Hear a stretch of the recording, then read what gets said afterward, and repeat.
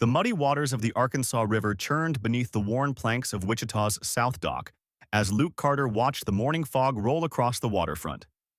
His Cavalry Scout's badge, polished to a dull sheen, caught what little sunlight filtered through the mist. 10 years of tracking outlaws and guiding army patrols had left deep creases around his eyes.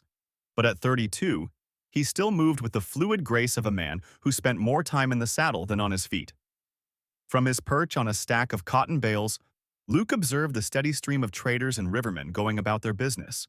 The spring of 1875 had brought unusually heavy rains, swelling the river and drawing more traffic than usual to this bustling Kansas outpost. Something about the increased activity made his scout's instincts prickle with unease. Too many unfamiliar faces, too many whispered conversations that fell silent when he passed. The sound of boots on wooden planks drew his attention to Nathan Hall, a fellow scout he'd worked with on several missions. Hall's normally pristine uniform was travel-stained, his expression grim as he approached. "Luke, we've got trouble brewing down near Pueblo. Army paymaster's wagon went missing 3 days ago. No signs of Apache or Comanche involvement. Looks like professionals." He dropped his voice lower. "Word is some of our own people might be involved." Luke's jaw tightened as he processed this information. The past year had seen an alarming increase in weapons flowing into hostile tribal territories, but no one had been able to trace their source. A missing paymaster's wagon suggested an inside operation, someone with knowledge of army movements and schedules. "Any other wagons gone missing recently?" he asked, already suspecting the answer. "3 in the past month, all carrying rifles and ammunition bound for Fort Lyon," Nathan replied, settling beside Luke on the cotton bales. "Colonel Lopez wants us to do some quiet investigating. Nothing official yet.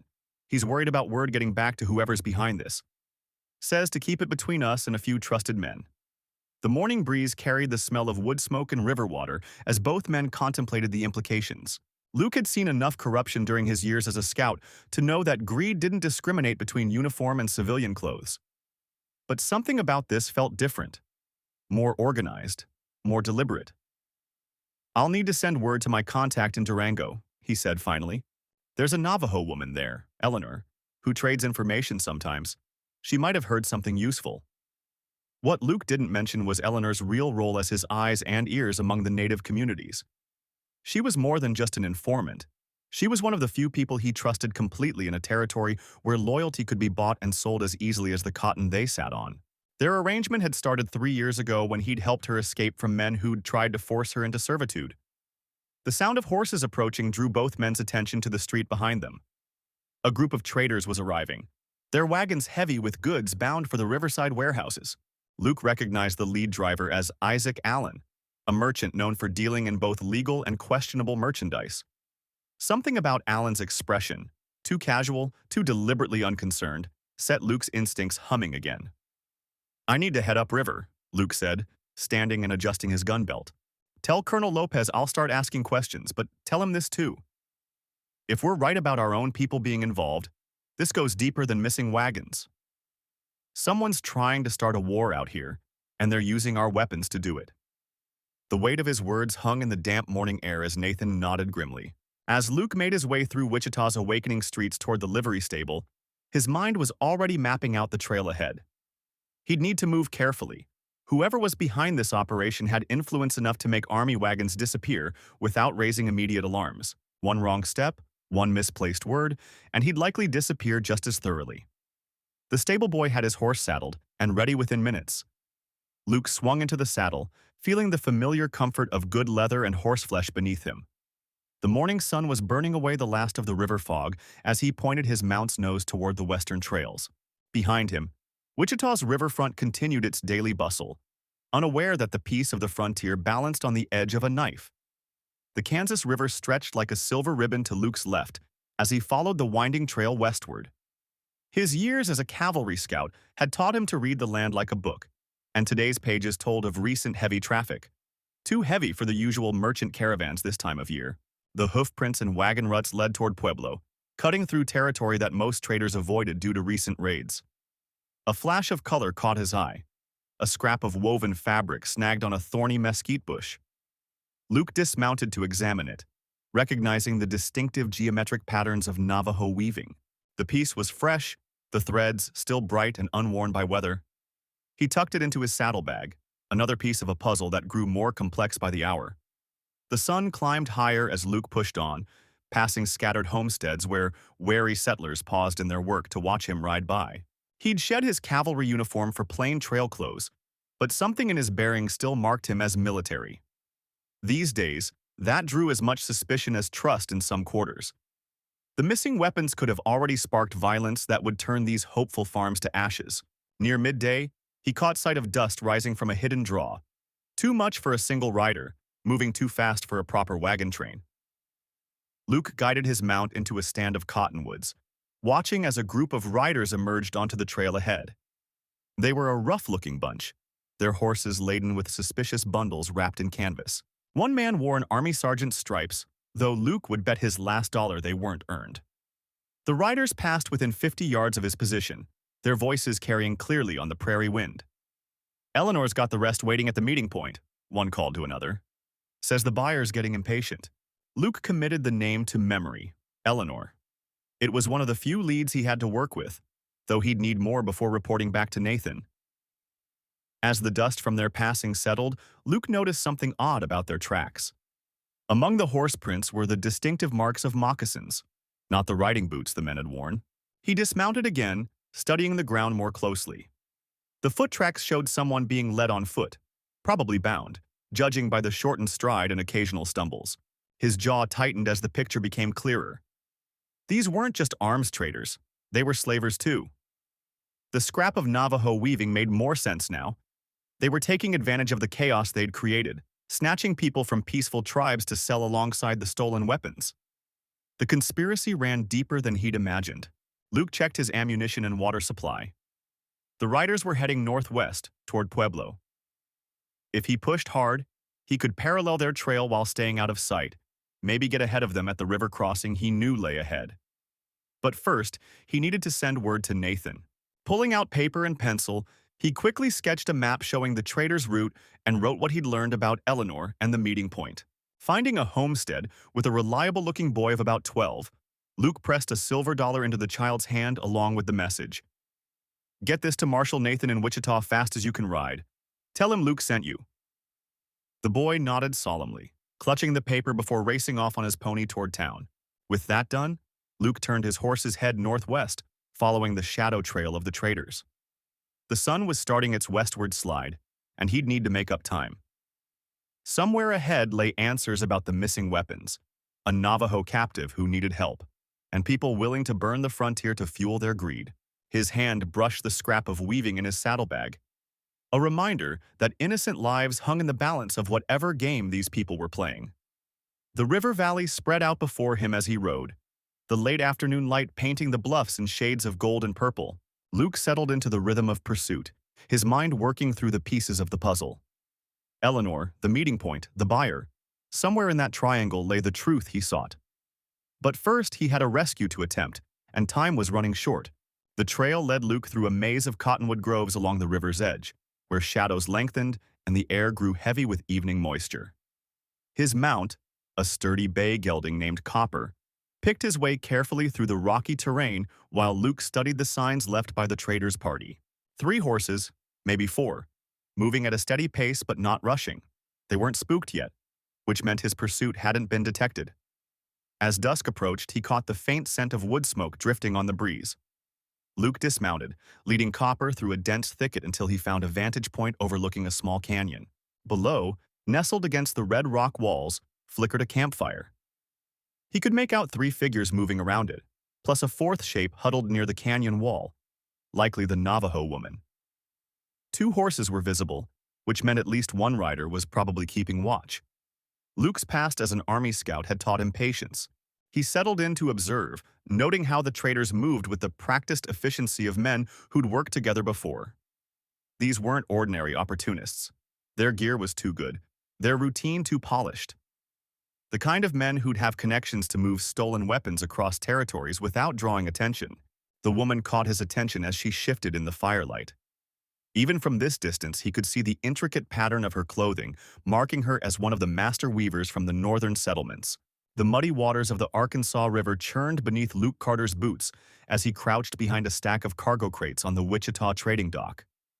His weathered fingers traced the intricate patterns woven into the Navajo blanket wrapped around his shoulders, a gift that had transformed his life in ways he never expected.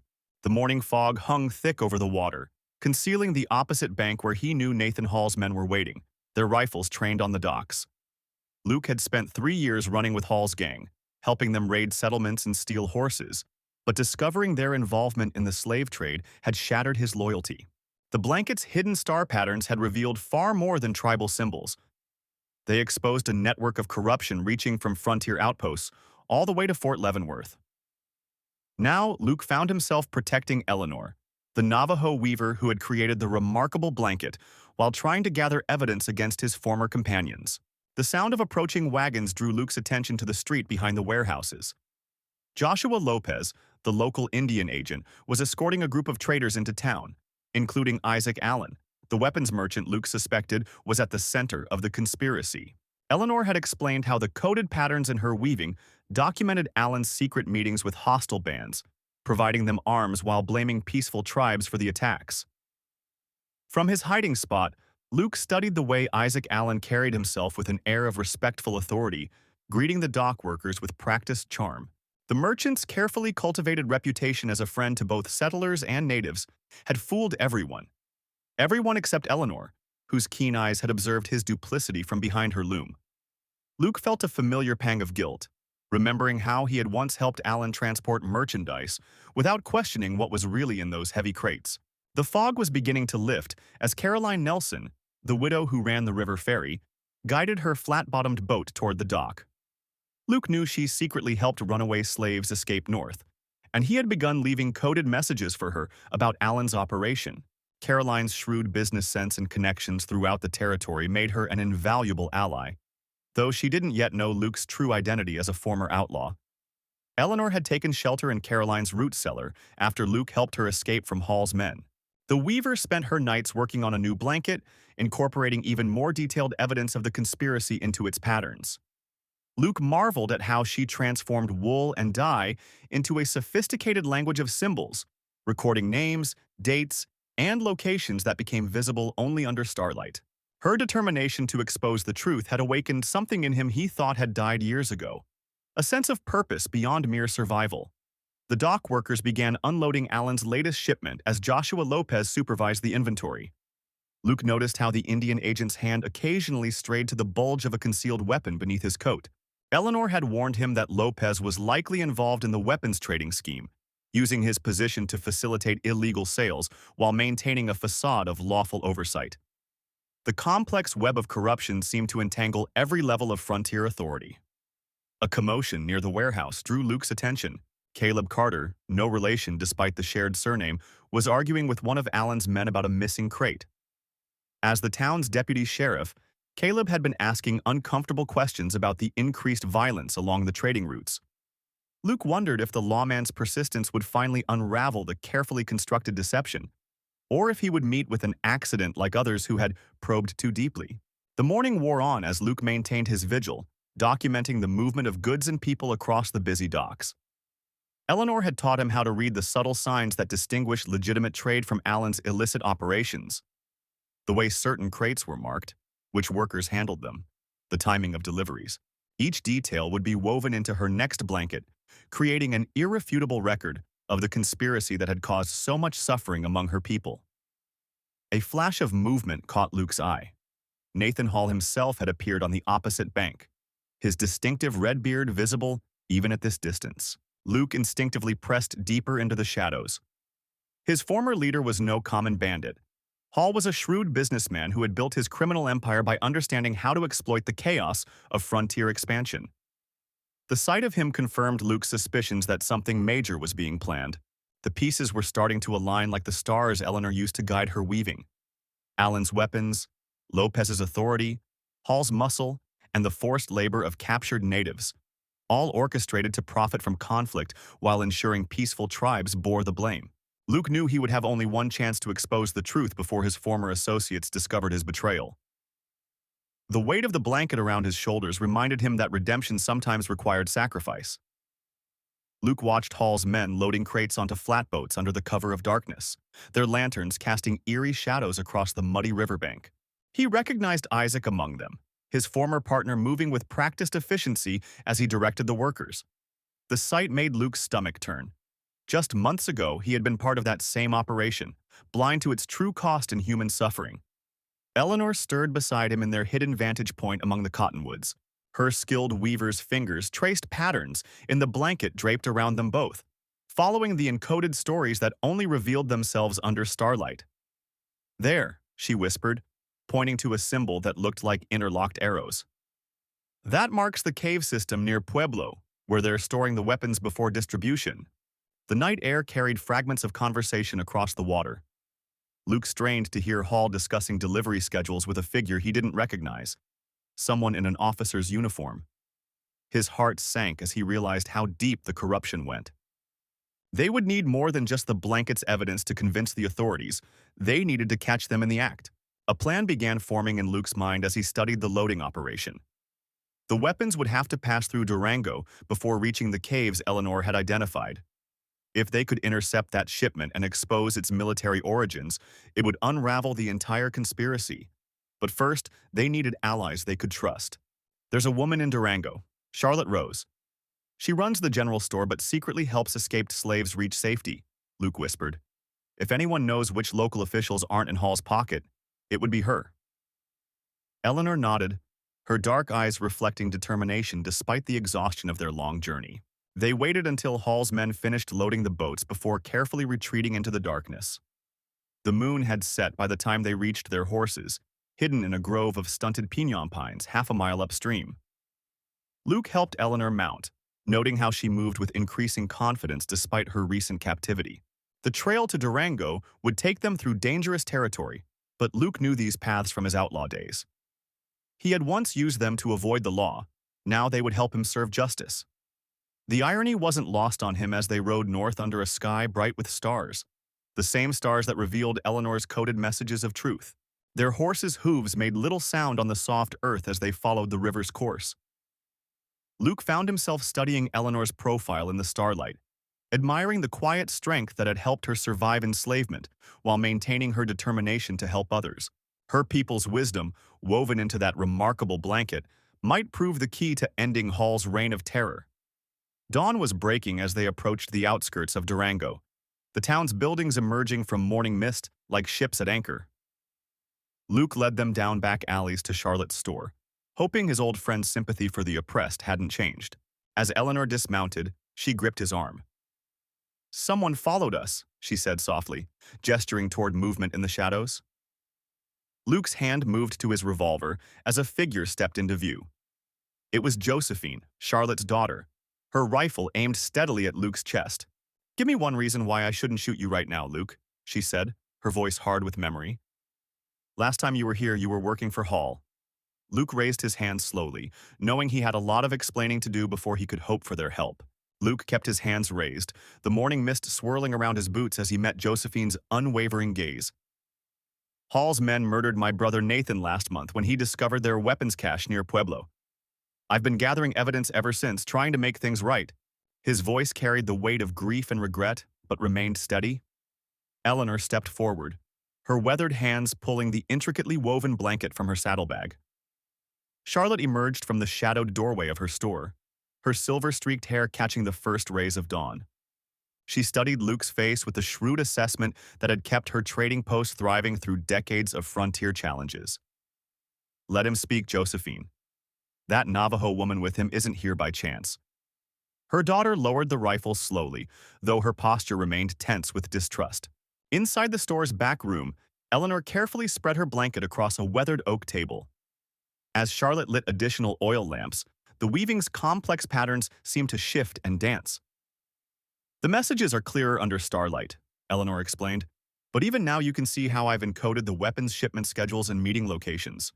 Her fingers traced paths through the geometric designs that Luke now recognized as stylized maps of river routes.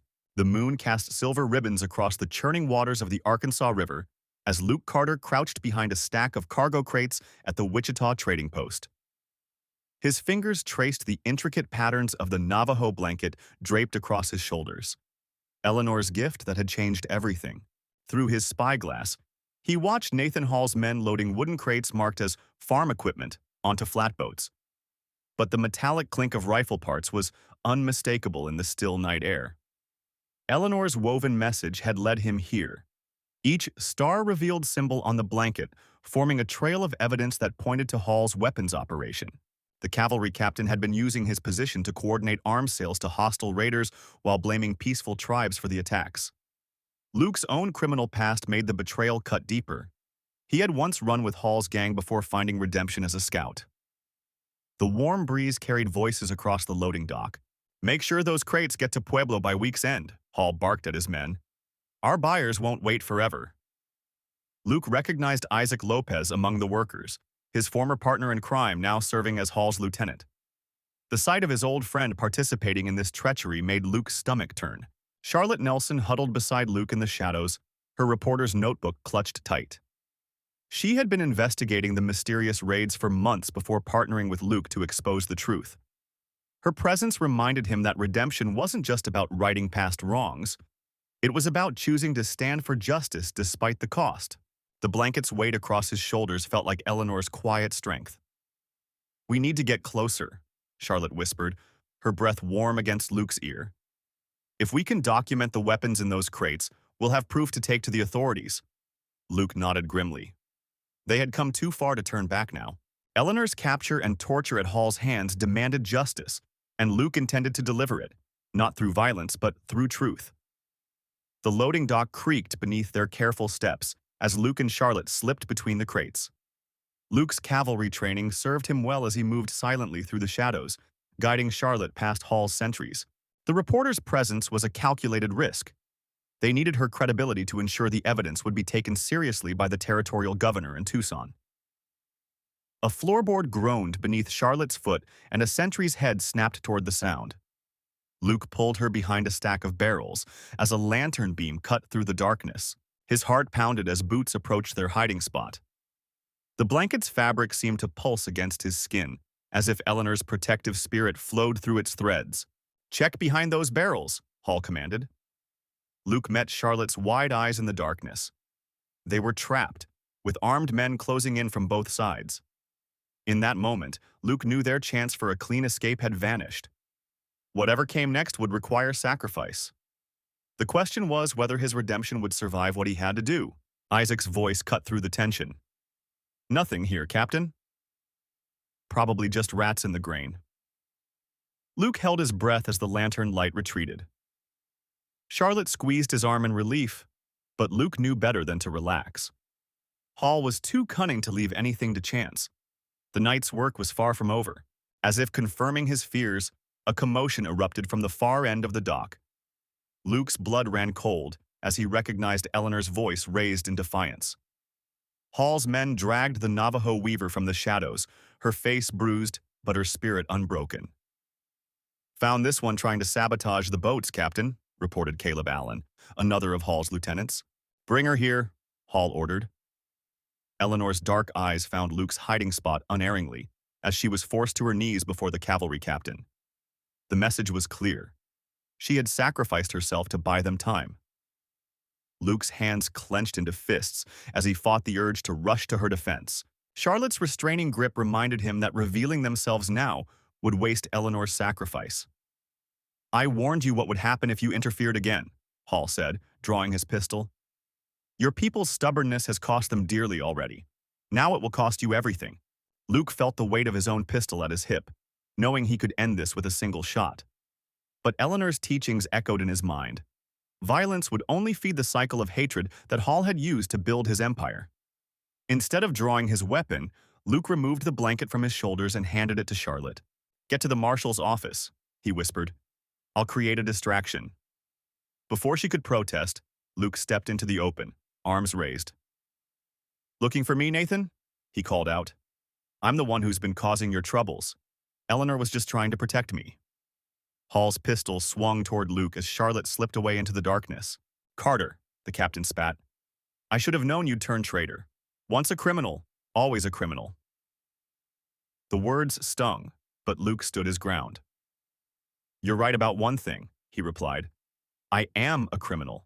The difference is I'm done pretending to be something I'm not. Eleanor's eyes blazed with mixture of fury and fear as Luke approached with his hands still raised. Let her go, Nathan. Your quarrel is with me. Hall's laugh was bitter. My quarrel is with anyone who threatens my operation. You two can die together. Poetic justice for a scout who went native. Luke took another step forward, measuring the distance. Just a few more feet. The explosion that rocked the loading dock caught everyone by surprise, except Luke. The powder kegs he and Charlotte had positioned earlier erupted in a chain reaction, sending Hall's men diving for cover. In the chaos, Luke tackled Eleanor aside as gunfire erupted.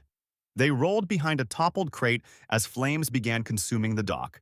The blanket, Eleanor gasped as Luke cut her bonds. Safe with Charlotte, he assured her. Your messages led us right to Hall's operation. The marshal is probably reading them right now. Eleanor's smile was fierce. Good. The stars reveal all truths in time. Luke helped her to her feet as shouts and gunfire filled the night. Their path to justice had been long and costly, but the end was finally in sight. The flames spread quickly along the wooden dock as Luke and Eleanor made their way toward safety. Behind them, Hall bellowed orders to his men to save the weapons shipment. The river's current carried burning debris downstream, illuminating the night like fallen stars. Luke's redemption had come at a heavy price, but Eleanor's faith in him had made it possible. Together, they had woven a new pattern of justice in the territory's torn fabric. Through the inferno of the burning dock, Luke spotted Hall and his remaining men retreating toward a warehouse at the river's edge. Eleanor gripped his arm, her keen eyes scanning the chaos. The weapons cache, she whispered urgently. It's not just what's on the dock. There's more hidden beneath the warehouse floorboards, enough to arm 3 tribes. The revelation hit Luke like a physical blow. This went far deeper than they'd imagined. A volley of shots forced them to duck behind a stack of barrels. The air was thick with smoke and the screams of wounded men. Luke recognized Nathan's voice calling out commands to the marshals who'd accompanied them from Durango. They were maintaining a perimeter, but Hall's men were putting up fierce resistance. The weapons dealer hadn't built his empire by surrendering easily. We need to get to that warehouse, Eleanor insisted, her face illuminated by the dancing flames. The blanket's messages showed supply routes to renegade camps all along the river. Without that evidence, some of Hall's military conspirators could still escape justice. Luke nodded grimly. She was right. They'd come too far to let the full truth remain buried. The night air carried the acrid smell of gunpowder and burning timber as they crept along the riverbank. Luke's years as a cavalry scout served them well, helping them stay hidden in the shadows between the firelight and darkness. Eleanor moved silently beside him, her traditional Navajo skills matching his military training. They'd become an unlikely but effective team since that first rescue. Inside the warehouse, they heard Hall barking orders. The weapons dealer was desperately trying to salvage what he could of his operation. Luke caught glimpses of men hauling crates through a rear exit that led to waiting horses. They had to move fast. He shared a meaningful look with Eleanor, who understood without words. This was their moment to end it all. Just then, Charlotte appeared at their side, making both of them start. The young telegraph operator pressed something into Eleanor's hands. The sacred blanket. The marshals have the messages you decoded, Charlotte whispered. They're moving to cut off Hall's escape routes now. Eleanor clutched the blanket close, its intricate patterns holding one final secret. Luke led them through a side door, weapons ready. The warehouse interior was a maze of crates and barrels, offering plenty of cover.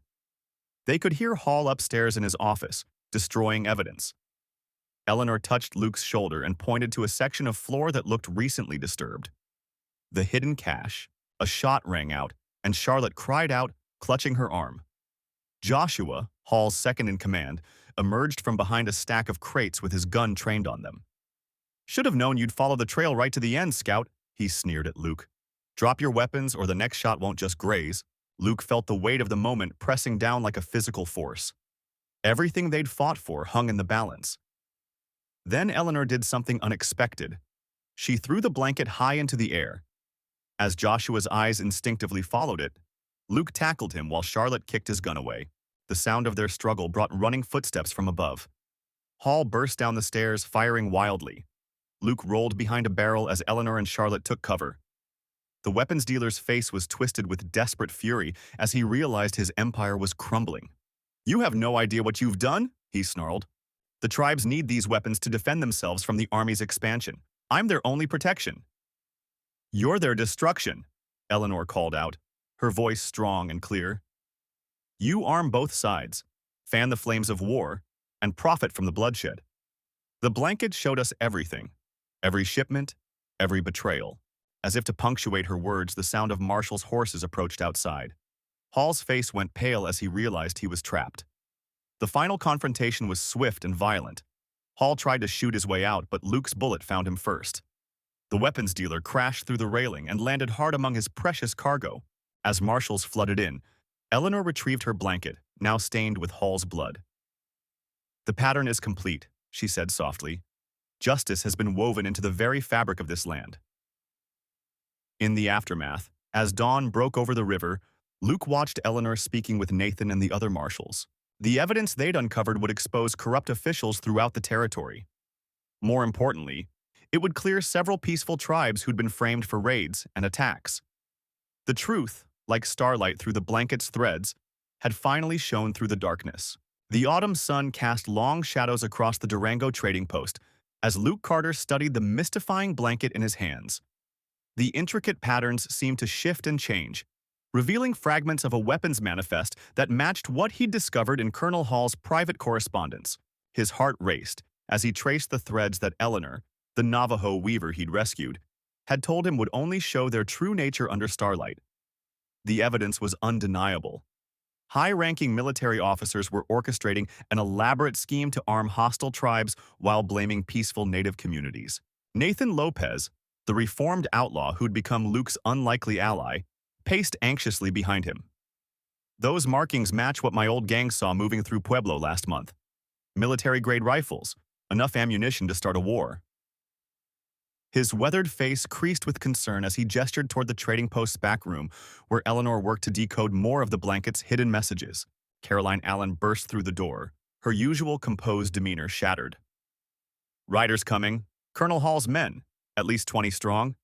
She'd been instrumental in helping Luke piece together the conspiracy, after her brother, a junior officer, had been murdered for discovering too much. The former army nurse now wielded her medical skills and sharp mind to aid their cause, though few suspected the proper lady's true role. Eleanor emerged from the back room, her dark eyes filled with determination. "The final pattern reveals their next delivery, tomorrow night at Rattlesnake Canyon. If we don't stop them, they'll frame my people for an attack on the Tucson-bound supply train." She had woven more than just messages into her blankets. She had woven together an unlikely family of allies, each seeking redemption in their own way. Joshua Nelson, the trading post's owner who'd given them sanctuary, began extinguishing lamps. "Take the tunnel beneath the storehouse. I'll hold them off." The former cavalry scout had lost his leg in battle, but none of his courage. He'd seen too many innocent natives blamed for the military's corruption, and he was done staying silent. His wooden leg thumped against the floorboards as he moved to face the approaching riders. Luke led the others through the cramped tunnel, Eleanor clutching the precious blanket to her chest. The passage had been built by river traders decades ago when this post served as a stop on the Underground Railroad. Now it would serve another noble purpose. Behind them, they could hear Joshua's voice rising in greeting, playing his part to perfection as he stalled the colonel's men. They emerged near the river where Caleb Carter, Luke's younger brother and a skilled boatman, waited with a small flotilla of river skiffs. The moon cast silver ribbons across the water as they loaded their evidence and supplies. Luke knew the colonel's men would soon discover their deception, but by then, they would be well on their way to expose the truth to the territorial governor in Wichita. As they pushed off from shore, Eleanor unfolded the blanket under the starlight. New patterns emerged, revealing the names of every officer involved in the conspiracy. Nathan whistled low. "That's half the command structure in 3 territories. No wonder they were willing to kill to keep this quiet." His hand unconsciously touched the scar where he'd taken a bullet, meant for Luke 2 weeks earlier. Caroline tended to Joshua's wife Rose, who'd been grazed by a stray shot during their escape. The older woman had insisted on coming, carrying vital ledgers that proved weapons were being diverted from military stores. "My husband gave up his leg fighting for justice," Rose said through gritted teeth.